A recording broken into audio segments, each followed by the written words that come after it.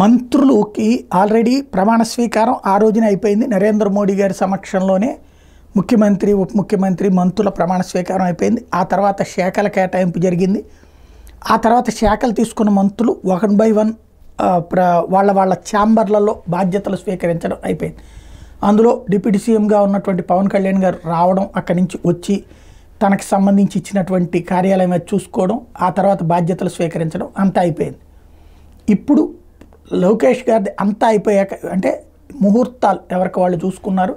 ఆ ముహూర్తాల ప్రకారం ఈ వాస్తవంగా మొన్న అసెంబ్లీ పోస్ట్ పోన్ అయింది కూడా 19ని జరగాల్సింది లేట్ అవ్వడానికి కూడా మంత్రులు అనేక మంది ప్రమాణ స్వీకారం చేయాల్సి ఉండడం కారణమనినే ఆగింది.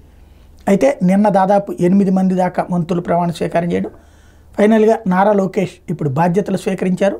2 శాఖలు ఆయన, ఐటీ శాఖ, విద్యాశాఖ, ఈ 2 శాఖలకి సంబంధించి మంత్రిగా బాధ్యతలు స్వీకరించారు తన ఛాంబర్లో. ఇక నెక్స్ట్ స్టెప్ ఆయన ఏం చేస్తారు ఆయా శాఖలకు సంబంధించి అన్నటువంటిది ప్రజలు వెయిట్ చేస్తారు.